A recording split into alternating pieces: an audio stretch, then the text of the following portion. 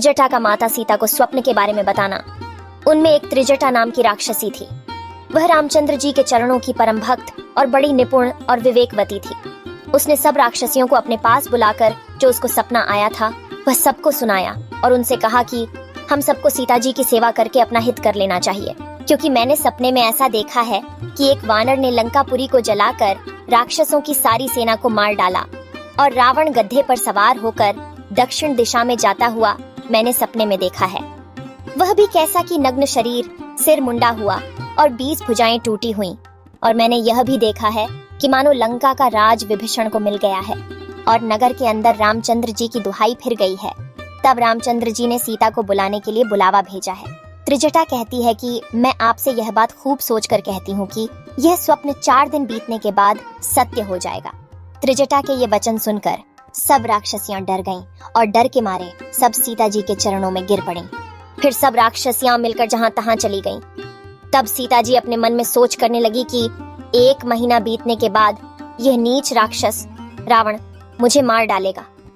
फिर त्रिजटा के पास हाथ जोड़कर सीता जी ने कहा कि हे माता, तू इस विपत्ति में मेरी सच्ची साथी है। सीता जी कहती हैं कि जल्दी उपाय कर, नहीं तो मैं अपना देह तजती हूँ, क्योंकि अब मुझसे अति दुखद विरह का दुख सहा नहीं जाता। हे माता, अब तू जल्दी काट ला और चिता बनाकर मुझको जलाने के वास्ते जल्दी उसमें आग लगा दे। हे सयानी, तू मेरी प्रीति सत्य कर। सीता जी के ऐसे शूल के समान महाभयानक वचन सुनकर त्रिजटा ने तुरंत सीता जी के चरण कमल गहे और सीता जी को समझाया और प्रभु रामचंद्र जी का प्रताप, बल और उनका सुयश सुनाया और सीता जी से कहा कि हे राजपुत्री, अभी रात्रि है, इसलिए अभी अग्नि नहीं मिल सकती। ऐसा कहकर वह अपने घर को चली गई। तब अकेली बैठी सीता जी कहने लगी कि क्या करूं, दैव ही प्रतिकूल हो गया। अब न तो अग्नि मिले और न मेरा दुख किसी तरह से मिट सके। ऐसे कह तारों को देखकर सीता जी कहती हैं कि ये आकाश के भीतर तो बहुत से अंगारे प्रकट दिखते हैं, परंतु पृथ्वी पर इनमें से एक भी तारा नहीं आता। सीता जी चंद्रमा को देखकर कहती हैं कि यह चंद्रमा का स्वरूप साक्षात अग्निमय दिख पड़ता है, पर यह भी मानो मुझको मंदभागिन जानकार आग को नहीं बरसाता।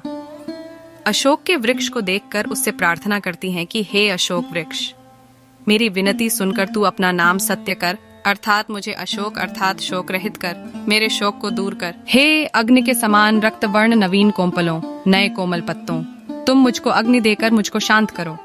इस प्रकार सीता जी को विरह से अत्यंत व्याकुल देखकर हनुमान जी का वह एक क्षण कल्प के समान बीतता गया। उस समय हनुमान जी ने अपने मन में विचार करके अपने हाथ में से मुद्रिका अंगूठी डाल दी। सीता जी को वह मुद्रिका उस समय ऐसी दीख पड़ी कि मानो अशोक के अंगार ने प्रकट होकर हमको आनंद दिया है, मानो अशोक ने अंगारा दे दिया। सीता जी ने तुरंत उठकर वह मुद्रिका अपने हाथ में ले ली।